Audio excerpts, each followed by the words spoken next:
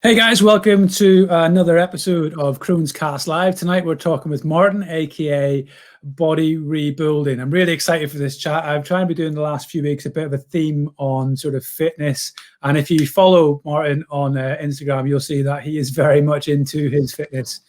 So we're going to get stuck into the chat and I'm going to welcome Martin into the room. Hi, Hi Martin. Hi, all right? Yeah, very good, mate. Do you want to say a hello to everyone that's going to be tuning in? Yes, thanks for watching, and I hope you can understand my Geordie accent. I think it would be good. We've got a Geordie and we've got an Irishman. We'll do well. So, how have you been, Martin? How's it been going for yourself? Well, as most people who've got multiple health issues, I've been shielding since pretty much March. Not being able to get out or do anything apart from sit in the garden or maybe sneak out for a walk in the fields. I'm lucky in one respect. I've got some gym equipment in the house, so I managed to keep up training in the house. So that's kept me sane. Yeah, it's been a weird world. We both were just saying, haven't we? It's been quite a journey the last few months. Yeah, absolutely. So, just for everyone that's going to tune in, how were you diagnosed? Like, what age were you? It started back in 1988. I was 18-year-old. I was into fitness at the time. Actually, I was heavily into bodybuilding. Used to train 3-4 times a week, either in the house or at the gym with my friend from school who I went to school with. I was putting some size on. I was doing well, and I started a new job, but I started losing weight quite rapidly, as most people do when they've got Crohn's. The usual symptoms: feeling sick, vomiting, not keeping food down, loss of appetite, just continuously losing weight. This went on for months and months and months. So eventually I went to GP and he sent us for an endoscopy. So I had the camera down and they found stomach ulcers. They healed, and then I had another endoscopy, and then there was more ulcers somewhere else, and I continued to just get worse. Anyway, I finally saw a consultant in outpatient's clinic appointment, and he took one look and he said hospital. So I was immediately admitted. I was down to about 9 stone at the time, and I'm 6 foot tall. Wow. Bear in mind, I was I was about 15 stone when I was training. So I had lost a lot of weight. So I was admitted to hospital for the week, did a load of tests, sent home. Couple of weeks later, he called us back in the office and he said, "I'm sorry to tell you, you've got Crohn's disease." So Wow. We'd never heard of it. No, family never heard of it. My auntie had colitis, which since we learned, obviously it's a similar disease. It got worse from there, basically. Ended up having to have a resection, had surgery in 1991. It got worse again after that. My protein levels and everything was so low. My ankles were swollen up. I was in a pretty bad way back then.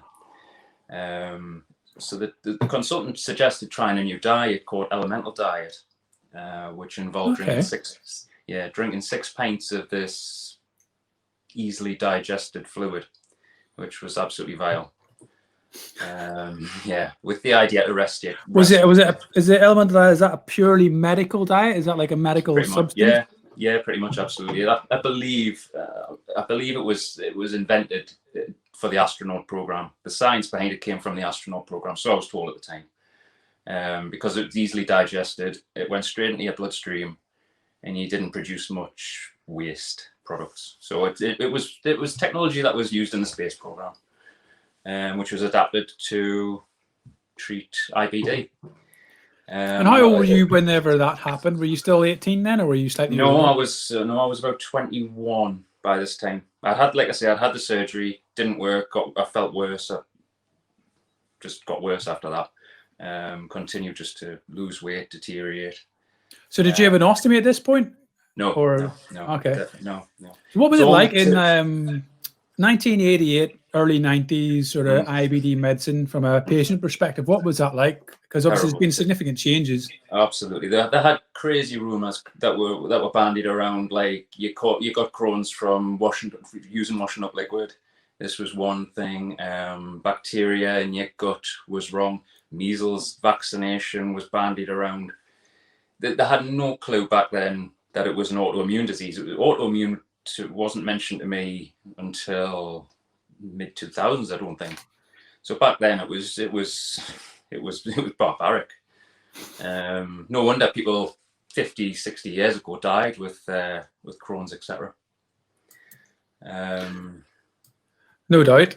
Yeah. So after your diagnosis, you mentioned like it was quite a long process for you. Like, how did that affect you? Like, what was social life like for you? Like going to school and things? Yeah, well, I finished school. I left my job. I pretty much closed myself off to all my friends. I didn't want to be seen. I'm a young lad. I didn't think I would have any future. I didn't think I would ever get married or kids or anything. I just thought this was it. I was just going to be like this forever. So yeah, I wasn't working. I just pretty much gave up. I was in a pretty bad way. When I think back, I was in a pretty bad way. And what was it that got you out of that sort of that way? Is there the elemental diet? Yeah, the elemental diet. It coupled with prednisolone, a 6-week course of that, and no food. It put me in remission, and I did well. I picked up my body weight went up. All the fluid in my ankles, having too low protein levels and vitamin levels all settled down. And I got better. I was in remission for a while. I started a job. I worked for the police as a civilian. They wouldn't let us join the force, but I worked for a year or two as a civilian. I really enjoyed that. What is that, like a special constable, is it? Or no, I worked in the office in crime prevention. Okay. Yeah, we set up various projects in the northeast for underprivileged kids as a crime prevention initiative. Partnered with the council and things like that, but I really enjoyed the job. It was really interesting. So what was that like? Did you do like outreach programs and things like that? Yeah, like things like without sounding like a typical non-Newcastle person, but things like Biker Grove and stuff like that. You would have went to those types of youth groups and things, was it? Yeah, it was based. I don't know if anybody remember the Meadowell riots back in the early. Yeah. Well, I don't remember them, but I know of them. Yeah, well, the initiative was set up in the Meadowell for kids on the Meadowell, and we did free drive. We bought a driving to teach them to drive. We bought a driving school car, had that modified with the dual controls. We set up go-kart racing. We set up a garage for them to learn mechanics to try and get a job. It was really good, but the funding ran out. It only lasted a couple of years, and then the funding ran out, and we all got sent our separate ways. Well, it sounds like a very interesting time. But how did your Crohn's and stuff? Like you were in remission, but did you find like you were able to conduct yourself normally, or was there anything that was like fatigue things and stuff like that? Yeah, the usual fatigue, the odd day. If I ate something that didn't agree with, I would have a bit of pain and sickness and that. But I could live a normal life pretty much back then, no problem. Things only started getting worse, I would say, leading up to 2008. I started having a lot more pain, a lot more bloating. Is that about the time when you ended up getting an ostomy then, or? No. No, I only had the ostomy last year. Oh wow, okay. Yeah, so what happened then in 2008? What was going on for you there? Last year? In 2008? 2008, yeah. I ended up needing another resection. The consultant said, we need you to come in and have an MRI. And they found too many narrowings, obstructions, and they said you need another resection. So I had to bite the bullet and go back in and have a lot more gut taken out, which I'll come to later with what that did in the long run. So I had the surgery back in 2008, recovered from that, and started a new job. I started a career in IT. And I worked in a local college as an IT technician. And did you go back into remission again after you had that surgery, or were you then managing on medicine? The pain, yeah, I wouldn't say remission, because I was pretty much on prednisolone constantly. I wouldn't say remission, no. I would say the pain would be less, and I would have less bloating and things like that, because obviously the food could pass through. He repaired the narrowings, and he did strictureplasty and repaired the damaged gut as best he could. In his words, he was Irish, the surgeon, and he said he pulled no punches after the surgery. He came in and he saw us and he said, "Yeah, your guts are in shit state." It's pretty blunt. Yeah. So he said, you know, you've just got to try with medication. Infliximab, we started on infliximab to try and look after the gut that I had working and try and keep that going as long as possible. Good old infliximab. Yeah, infliximab. Yeah. Well, to be honest, I tried a few first. I tried Humira first, but I looked like Homer Simpson. I ended up yellow. My liver function went off the map. So that really did look like Homer Simpson. It's honestly, it is crazy. Like there's sometimes, like I've seen a few memes recently about obviously medicine for IBD, and it's just like, oh, this is cure my IBD, but then it's going to give me liver cancer. You're like going, what is this? But it's so true. It's just... we were in Cuba a few years ago, and we saw an advert. It was American TV, and we actually saw an advert for Humira, which obviously you probably know is a similar drug to infliximab. And then they get to the end of the American advertisements, and then it comes to the end and say, "May cause death." It is nuts, like it is, and it's so true. There's not a medicine out there, I believe, for IBD that hasn't got a significant. If you're going to take it long term, there are significant side effects, which is scary. Absolutely. That's a really scary perspective. So we got through to 2008, and life's taken another sort of dip with the disease. So how did things go after that? Like, did you ever get back, or was there more surgeries that happened? Well, I've pretty much muddled on, taking prednisolone far too much, which obviously has led to problems now that I'm suffering with now. Every time I got down to a low dose, I started having problems. So I'd up the dose, get things back under control, basically just so I could continue working. Because I knew if I stopped that, I would things would deteriorate. And infliximab was obviously working as well, but it wasn't working 100%. So tough as well, because prednisolone is so hard in the body. Absolutely, yeah, absolutely. I'm suffering from the side effects of that now. My endocrine system, they've tried to get us off them, but they said my body's now too used to it. I need a maintenance dose, so the lowest I can get is down to 10 milligrams, and any lower than that, and I've got problems now. And is that what is in terms of start to flare again, or is that no joint problems? I seriously was walking around like an 80 and 90-year-old. I couldn't get from the car.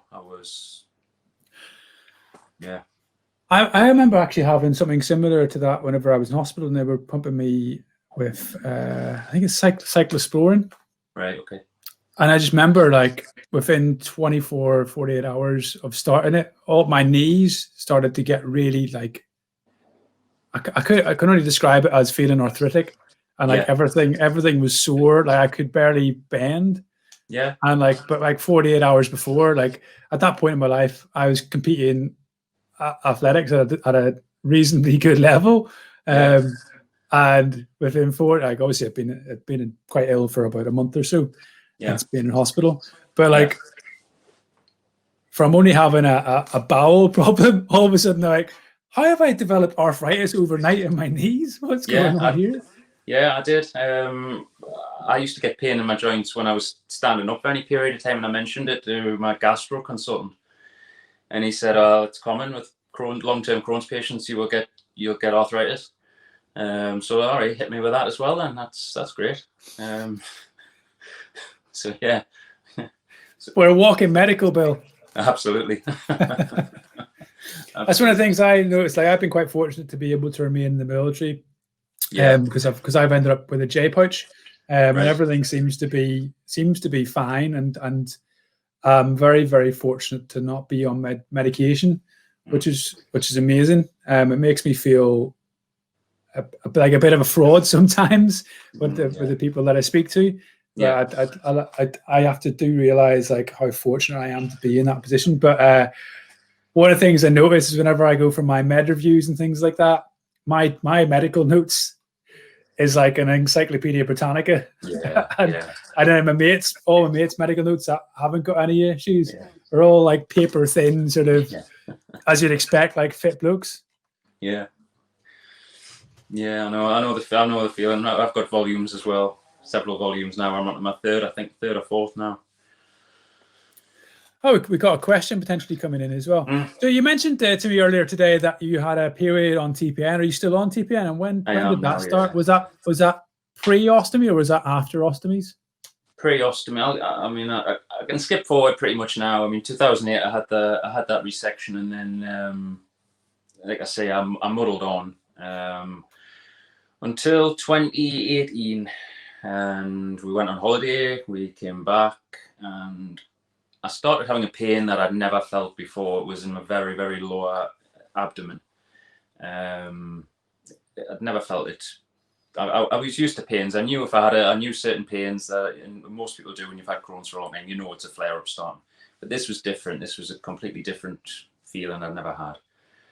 It was almost like something was blocked. So I started losing weight again, and I went from 14 stone in September 2018, and by March 2019 I was 8.5 stone. Extremely poorly. Tried messing about up till then. In that period, we tried messing about with infliximab. Actually doubled the dose to see if it would work. Had trough levels done and nothing would work. So my consultant at the time, it was getting out of his hands. He referred me to the intestinal failure clinic at a large hospital in the city in Newcastle, the Freeman Hospital, some people may have heard of. And they've got a designated department for intestinal failure. And when they hit me with those words, intestinal failure, it was a massive shock.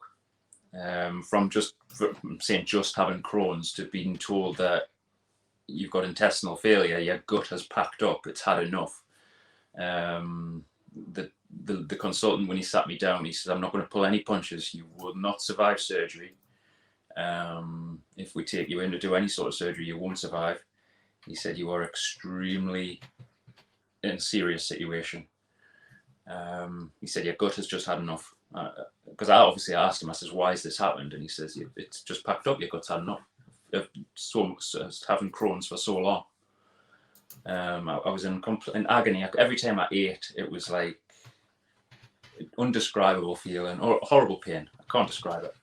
Even morphine, I was given morphine sulfate, Zoromorph. No painkillers would touch it. It was horrendous. I lay in bed for months, just not able to get out of bed. Couldn't get up and down the stairs. So, yeah. And then they hit you with that, and then everything started to turn around, or? Yeah, they told me that, and they said the options are you come in and you have TPA, you have a line permanently fitted in your chest, which was fitted in my chest in March 2019. I was admitted, and they said you have to stay in hospital for. Well, their plan was for me to stay in hospital for 6 weeks, which I wasn't happy about. I said, what's the minimum time you can do it? And they said, well, 2 weeks realistically, to do the training, because the training, even most nurses aren't even trained up to use a central line, because it's so close to the heart. The sterilization procedures that you've got to go through to do it, or to hook your feet up, or it takes about 20 minutes, half an hour to hook your feet up. I've got a file on how to do things, hooking things up, taking things down. It took 2 weeks of training to do it. So I was admitted, had the line put in, obviously trained how to do it. And the plan was to do that and then put some weight on, build some strength up, and then come back for surgery. And was there immediate feeling of improvement, or did it take time to improve? Well, it didn't, because even though I was getting I was getting fed in the line of my chest. It didn't do anything for the pain when I ate. I mean, technically I didn't need to eat, but if anybody tries not to eat for any period of time, they'll know it's almost impossible. So I did try and eat very, very bland foods, but I still was in a lot of pain. So the Hickman line and the TPN feeding didn't do anything for that. But yes, I did start getting more energy, and my weight did start steadily rising. That was the plan, to get my BMI up to a decent level where I would survive, where I would stand a good chance of obviously surviving the surgery. And the surgery that was planned was to obviously remove all the damaged gut. I saw it on the scans, and I'm no expert, but I could see on the scans the knotted mass of small bowel. It was just not right. So how did you feel at the time then, going through all of this? What was your personal thoughts? Yeah.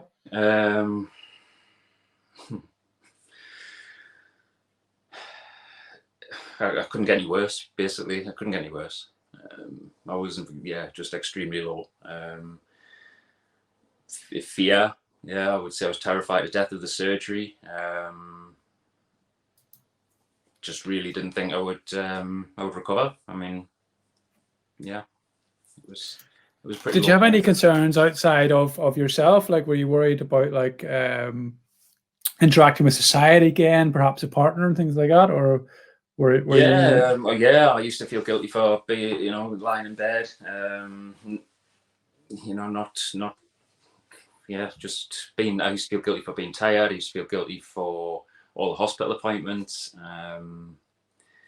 My whole life was just taken over by hospital and illness, and then being hooked up to a drip, being fed for 16 hours a day. Very, very tired, no social life. It couldn't get any worse. Basically, I lost my job. I'd been off sick so long from the September to probably about April. I had to just leave because my pay ran out, and I was going to drop down to statutory sick pay, so I just couldn't afford it. So I had to quit my job. So I lost that all in the space of a short time. It's a lot of loss to take hold of. For you, after you had your surgery, so what was the surgery that you then had? Was that your ostomy surgery? It was planned to have all that gut taken out, all the damaged gut taken out, possibly an ostomy. They weren't sure until the surgeon went in there. It got to the end of July. After having the TPN, I was steadily improving with weight, etc. And I had an email off the consultant and said, "Look, we've done your recent blood tests. We need you to come into hospital today. Your bloods are wrong. Your kidney function's being impaired.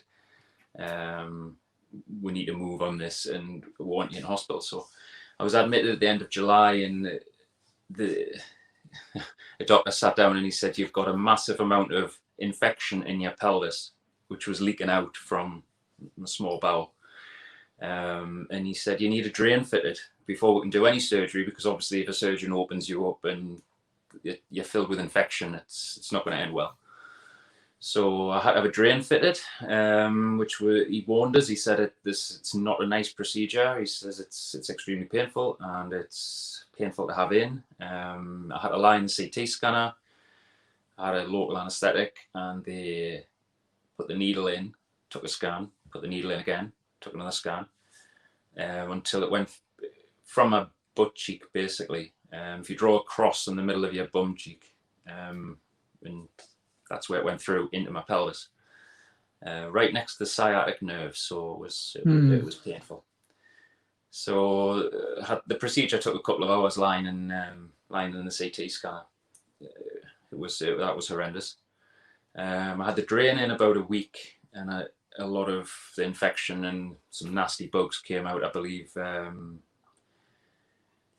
there was 3. The lab said there was 3. They did mention what one of them was, or 1 or 2 of them were, but they said there was 3 nasty bugs in there that obviously this infection needed to come out. And they said that I had 2 choices. I had one choice was to have an ostomy, then go away and go home, and the ostomy would defunction the damaged gut and give the infection a chance to heal, or have the whole surgery done in one go and still obviously have an ostomy when I woke up. But this was slightly more risky because it would have been a huge operation that would have lasted, I don't know, 8-9 hours. And I still wasn't 100% in strength to recover from it. So I opted for to have the ostomy, and then go away and continue to recover. So I had the ostomy just over a year ago. I had it on the 3rd of August 2018. How did you feel about ostomies at that time? Was that something that had been... Yeah, didn't want one. Spent 30 years of having Crohn swearing to everyone that I didn't want an ostomy. No way, don't want one. I'd only have one to save my life. And what was the sort of, why was it such a negative thing in your mind, do you feel? Stigma, probably, to be honest. The stigma of it. I haven't been embarrassed about it. I mean, all the negativity thing, all the negative things that people feel that'll happen when you've got one, I thought would happen. Self-confidence, just to deal with it, just to have to deal with a stoma and change the bag, and it just freaked us out, to be honest, terrified me. So I just didn't want one. Yeah, and that's a completely normal process to go through. What was it like then in the immediate aftermath when you woke up with your ostomy? Like, how was your initial reactions? How did you feel? I got to the point where I was like, just do whatever you like, to be fair. I was in so much pain. I remember even waiting for the porter to come, just wishing he would hurry up and come. But yeah, when it does seem to be a long time.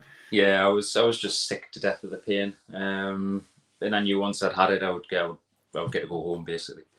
But when I woke up with it, yeah, it was a shock. It wasn't nice. To be fair, I had a few leaks. I woke up 3 o'clock in the morning, just covered, and nurses were coming in and helping us change them. And I didn't have to change the bag at first for a few days. The nurses were doing it, but I had to obviously bite the bullet and learn to do it myself before they would allow us to go home.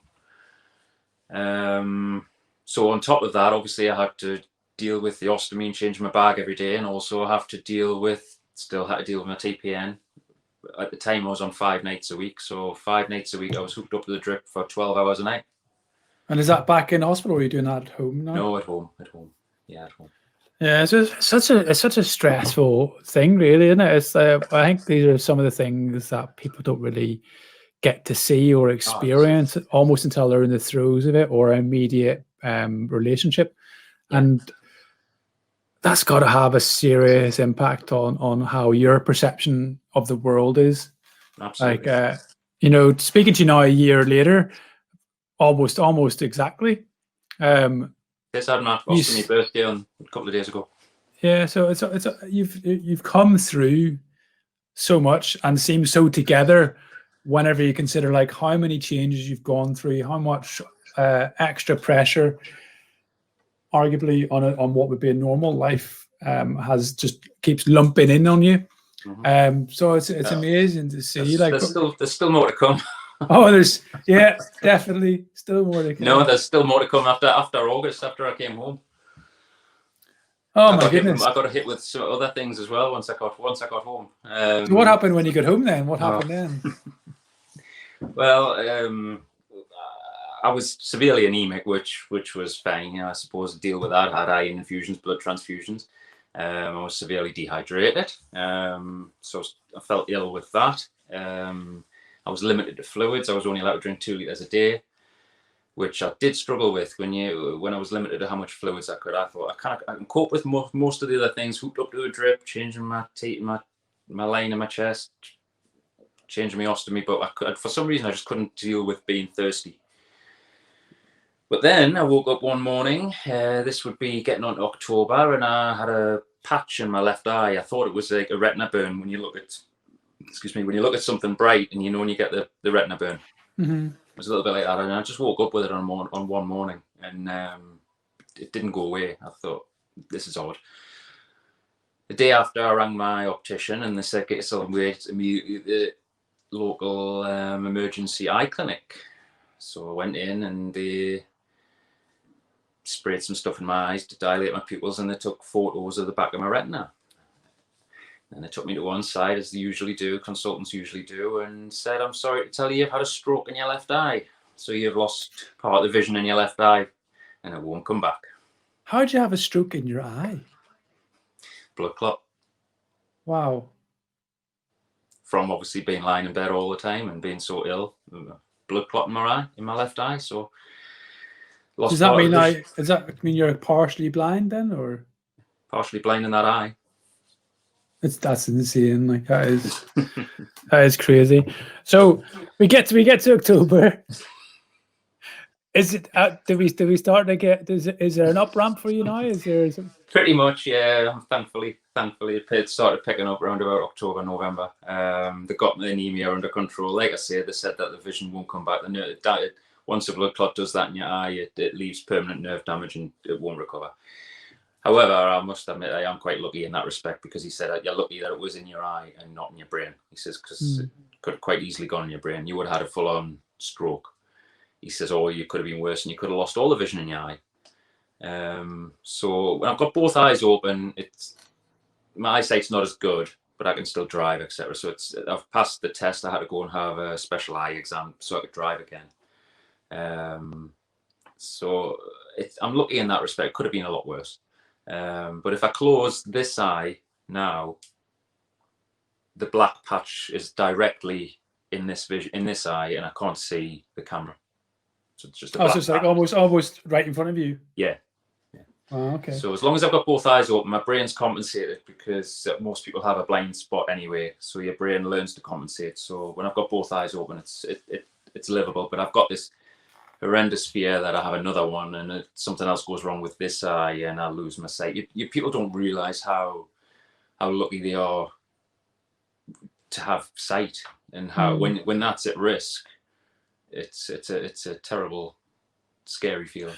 Well, yeah, it's like it's one of our primary symptoms. Absolutely. And I think chronic disease. I don't know. This is one of my questions later on. Actually, is like, what do you feel that your experiences have taught you about yourself? And we'll get on to answer that as well. But I really feel like when you go through a chronic disease or significant injury or impairment, it's only then that you do start to realize how fortunate you may have been, or how fortunate you are, depending on the severity of the impairment. And it's almost, I draw it almost akin to, like, so whenever I've been away on operational tours in war zones and things like that, it's not until this part of my life that I can sort of reflect and sit and be like, I've actually got a second chance. And similarly with my IBD, having them catch it, like if I hadn't have been in hospital, my bowel, and had been somewhere else and ignored my symptoms, that my bowel in the state it was going to have ruptured, and a very high chance that then through sepsis or something I would have died. Yeah. And it's just realizing like how many like second chances, almost like a second life. So what about yourself? Like what has going through this process taught you? Or well, back, like I say, things started to pick up. I get on to October, November last year. My health did start to settle. The physios came on the ward and before I was discharged, and they gave me the usual exercises to do, and go for a short walk and take a bottle of water with you. If you get tired, sit on the wall and things. So I thought, obviously it was winter coming on, and I've got an exercise bike, so I started going on that, like cross trainer stroke exercise bike, and I'd literally be on it 10 minutes and I'd have to go back to bed. So been there. Yeah. But I mean, like I say, I started that, and then because obviously I used to like going back to when I was 18, I did obviously weights, and I was into bodybuilding, and I've got some dumbbells in the shed, and I dragged those out, and I started doing a bit of weight training, and again 10 minutes was the limit, 2 or 3 sets, and I was completely wiped out. But I just gradually found that I could, day by day, I could do just a little bit more, a little bit longer. I was, remember, 20 minutes on the bike and 30 minutes on the bike, and just gradually started building things up. And by January, February, I joined a gym and started training every day. Just became obsessed and addicted by fitness and looking after my body, and try to make the best of things. And what have you noticed since you started doing this? Like since you found fitness, have you noticed any changes? Anything that's improved, or maybe not? Mentally, mentally, definitely 100%. I was, I didn't feel like I had anything to do. I'd obviously lost my job, so mentally, throwing myself back into exercise and fitness, it helped mentally more than anything else. And how did you end up meeting Joel? Was it Joel? Yes, Joel. Yeah, he was actually one of the first people that I saw when I had my ostomy on Instagram, and I was amazed. I didn't think you could, because I'd heard so many horror stories about, if you pick up a bag of sugar, you'll have a hernia. And I saw the guy. He came up. Must have been suggested, and I followed him, and he really inspired us to. I thought, well, it is possible to do weights and to train. And then obviously I found a few more people who had ostomies and continue to train. And obviously anybody who wants to do weight training or exercise, if you've got an ostomy, you obviously need to get checked. You need to get the okay by your medical team. I would obviously not tell anybody ever just to throw yourself into exercise. And if you've got an ostomy, the last thing you need is a hernia. But what I did personally, I just started very, very light, very, very low reps, and just kept everything, built everything up very, very slowly. And I did nothing for the first couple of months anyway. So yeah, but Joel, he inspired me to start. He pretty much inspired me to start training. Yeah, once I got out. That's amazing. Like, so would you recommend, based on that, would you recommend social media? Do you find social media a very useful outlet for yourself with regards to Crohn's disease? Absolutely, now I do, and it's and to be honest, not for me, not to stroke my ego or anything. Just when people tell you that you've inspired them to do something, even if it's just go for a walk. It's a nice feeling just to be able to help people. I had somebody message me earlier tonight saying, somebody I went to school with, saying, a friend of mine's got Crohn's. Do you mind if you have a chat with them? And sometimes I think my story may terrify them to death. Not everybody ends up with intestinal failure or Hickman lines or even ostomies. Some people have very mild and great. So sometimes I'm a little bit, you won't end up like me. You won't end up on death's door, not necessarily anyway. But I think your story now, and who you are and who you're sort of becoming. Well, I don't want to say who you're becoming because I don't feel I know you well enough to say that you've changed. But I think your personality and your character, really shows just what we can deal with as humans. And I think that's an important aspect of your story when you're talking to other people who are perhaps at the early stage of their diagnosis, at the early stage of their journey with this disease. Which brings me nicely on to the next question. Like, what advice would you give to someone who is newly brought into the IBD community, newly diagnosed? If you will, maybe think about talking to your 21-year-old self. Like, what would you say? Speak to people who've got get involved in some groups, get involved with other people. I mean, I must admit, even if I said that to myself back then, I did that back then. I was involved in it. It used to be called NAC. It's Crohn's Colitis UK now, but it used to be NAC, National Association for Crohn's and Colitis. I threw myself into that back then and spoke to people. And I would just advise people just to Not the stress, not the worry, because stress and anxiety and worry, most people will say who's got Crohn's will say it's one of the triggers that'll pretty much assured to have a flare up if you periods of stress or in your life. I know you can't avoid stress, you can't avoid life, but just look after your body as well. Look after your body as best you can, because you do only get, it's a cliche, but you do only get one of them, and it's not until it's knackered that you kind of look after it. Yeah, no, it's very true. What's interesting actually, just yesterday, I don't know if you follow her, Susan Kay. I think I pronounced her surname right. She's an MD from America that does a lot. I think I'll bring her account up actually. She Dr. Susan Kay is what she goes on Instagram ads, but she just done a really interesting post, which follows my belief pattern anyway. So of course I'm going to agree with it. But talking about exercise and its importance for people with, in particular, Crohn's disease, like until fairly recently, I'd say the last 5 years, there's been minimal to no correlation between Crohn's disease and exercise, other than knowing that Crohn's disease does, we do struggle with bone density and are at higher risk to things like arthritis. And the general study has been done now with Crohn's disease patients looking at resistance training and things like that. Resistance training and what was the other one? Cardio, high intensity training.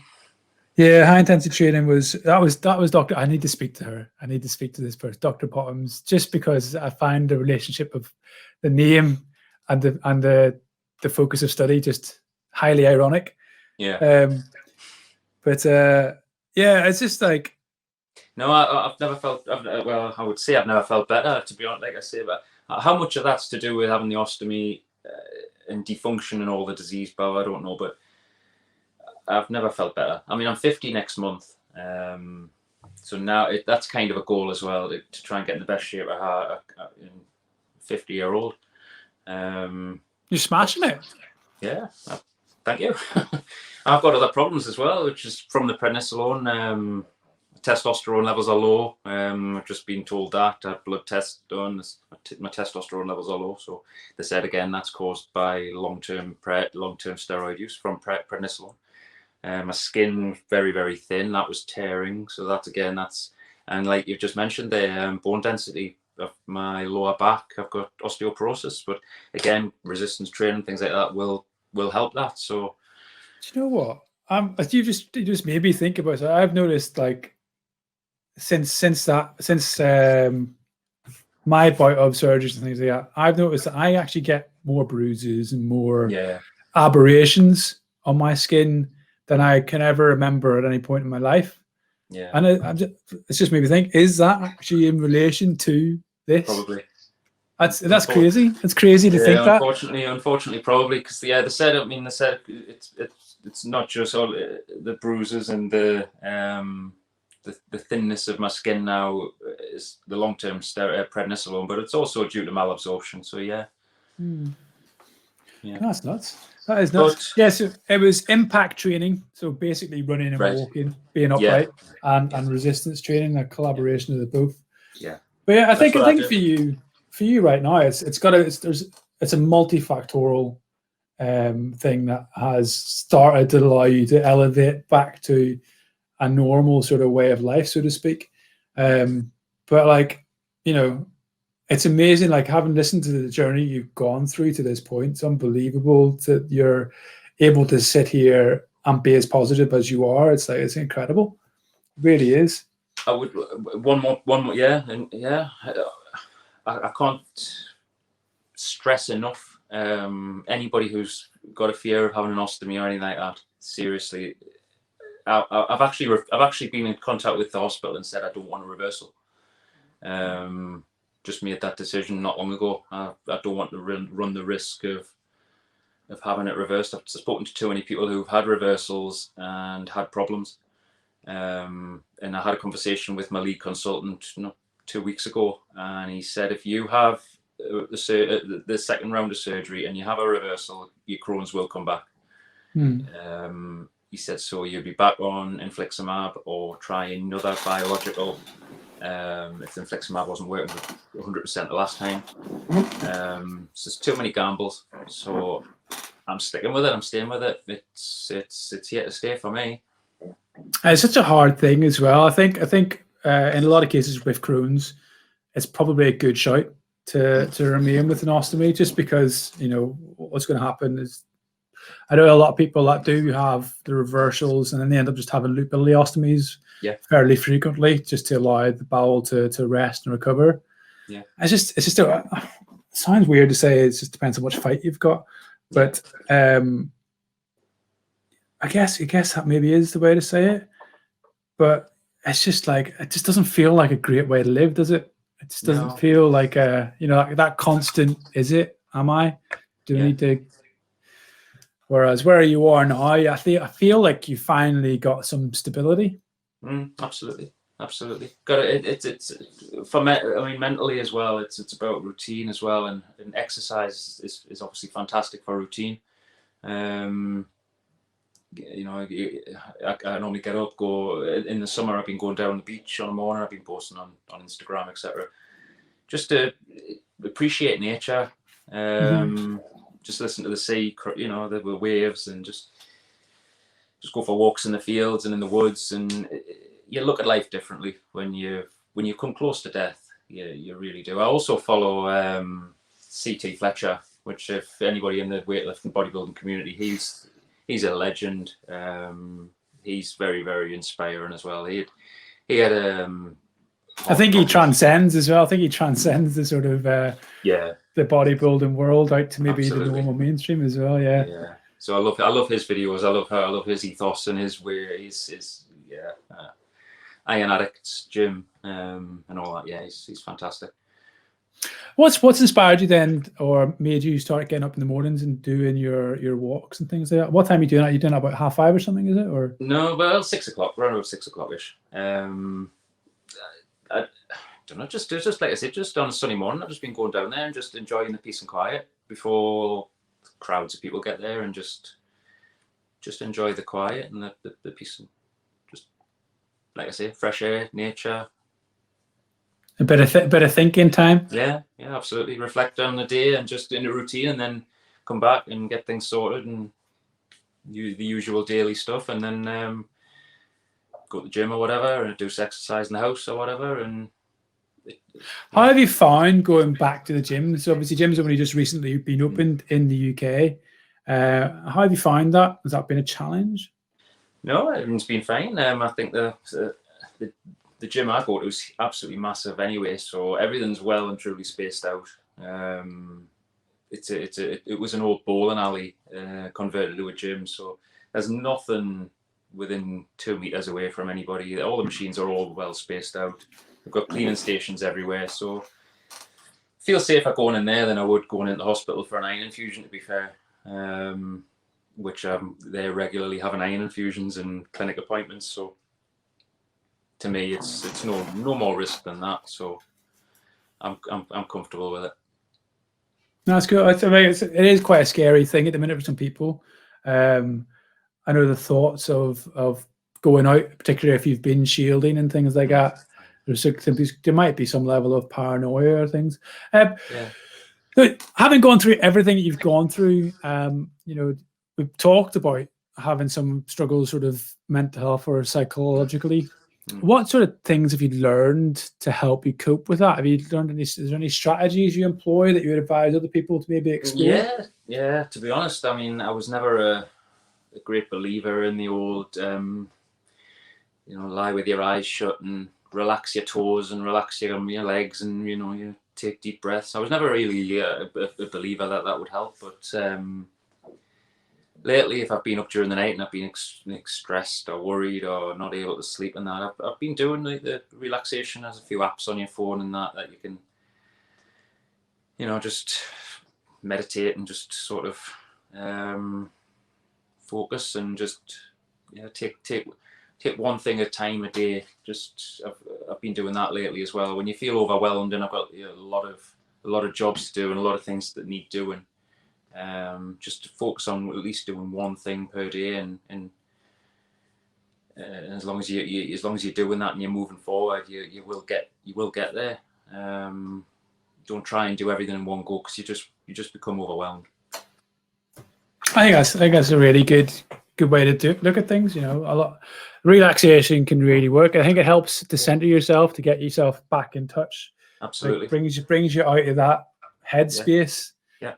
Ironically, which is also the name of an app. It is. That's one I've used. Yeah, absolutely. Yeah. But yeah, I think it's such an important thing. I don't know what it is about today's age. Maybe it's the level of like this, using technology and the lack of actual human interaction. Maybe a lack of being social as a species. But there's a real significant prevalence in the amount of increased mental health cases and things like that. Oh, I think just things like that are so important, and being able to just go out into nature like you do in the mornings and have walks. I myself never really used to do anything, and then through lockdown, I've sort of been able to sort of rediscover a lot of things that I would have done previously.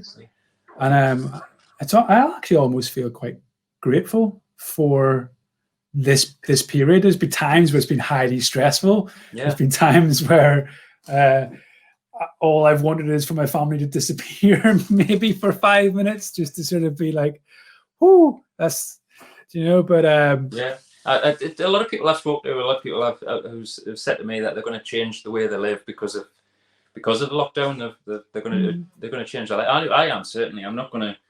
I used to enjoy going to shopping centres and shopping malls and looking around the shops and things, and that would be a day out. But now I'd rather go for a walk around the fields or down the beach than the crowds of people in the shops. I used to go in the supermarket every day to shop, get clothes, to get food every day, but now I get my shopping delivered once a week, and that's it. So it will change. It will change my living habits long term. And a lot of people I spoke to have said the same.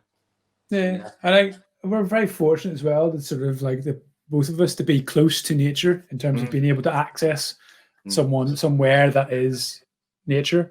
I think it's a big calming method as well.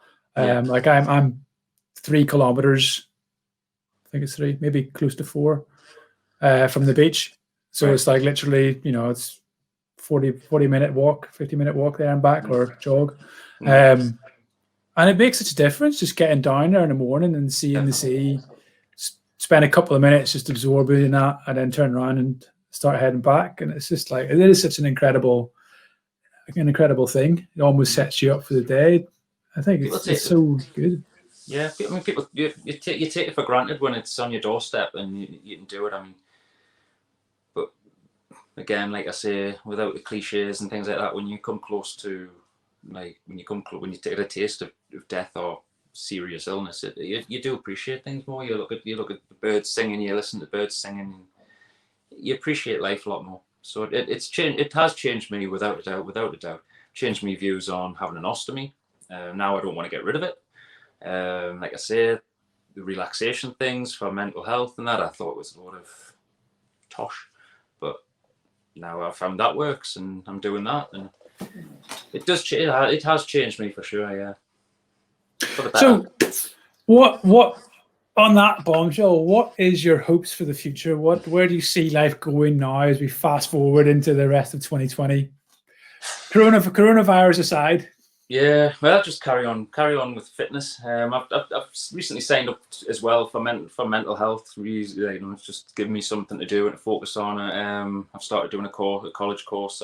I've pretty much done with IT. I don't want to get back into that world. It's I mean, I don't mind social media and that sort of thing, but working in IT, it's very stressful. It's very high pressure. Everybody's shy, When everything's going well, they say, what do they pay you for? And when everything goes wrong, they say, what do they pay you for? So you can't win. It's just, I had no life. It was round the clock. So I wouldn't go back to that. So I'm doing a health and nutrition course at college at the minute. Whether that takes off to do anything, I would love to do personal. I would love to be a personal trainer, but I don't know. We'll see where college takes us if I go down that route. So do you want to get involved as a mental health practitioner, or like I wouldn't mind. working That's for something else counsel or I've tried. something? Yeah, that's something else I've tried with the idea of getting into more the mental health side. I mean, I originally thought I would love to do, like I say, a personal trainer, fitness training, maybe specialising for people who with disabilities and things. But I'm also just equally as interested in mental health as well. Well, it sounds almost like you've kind of gone full circle. From a career perspective, having started out as a sort of community worker, assisting the police, to coming back to a job that is essentially helping communities, which is admirable in itself. We've reached a part of the show where I've robbed it off Lewis Howes. I don't know if you follow his podcast or anything, but it's called The Three Truths. Right. So it's your last day, many years from now on Earth, and everything you've ever created, everything you've ever done has disappeared. What three truths, aka life lessons, would you want to leave for the world to know? Certainly not take things for granted. Try to think positive, even though that's extremely hard. And to look after your body. I would say the three things I would say to the legacy sort of thing. I think they're brilliant. I think that's the fastest anybody's ever answered that question. We've had a lot of time to think about those things. But yeah, brilliantly, like don't take anything for granted. You know, look after your body. Like they're really, really important. I can't think of anything better way to live. I just like to take a moment just to appreciate yourself and to say thank you so much for coming onto the show. That's fine, anytime. And for finding a voice within Instagram to share your story. Like I said earlier, it's so important. Like, though you feel that your story might be scary and off-putting for others, I think the character that you bring with it and the person that you are because of it is such an important aspect for people to be able to see and know. And I really appreciate everything that you're doing, even if it is just posting something on Instagram of you at the beach. But like, your journey and sharing that is so important to the community, and I just want to thank you. Fine. Thank you for asking me on. Thank you very much, guys, for joining us tonight. It's been an absolute pleasure hosting Martin on the chat. If you don't follow him already, at Body Rebuilding on Instagram, and you can follow along his journey. As you'll probably agree, it's been an absolute roller coaster with Martin, and I didn't know until tonight like how much of a roller coaster it's been for him. So for this guy to be in such an amazing position and to be able to hold himself as he has is astounding. And, you know, hats off to him. He is an absolutely amazing person. So without further ado, don't forget to like the video, subscribe to the channel, and we'll see you in the next one. Bye for now.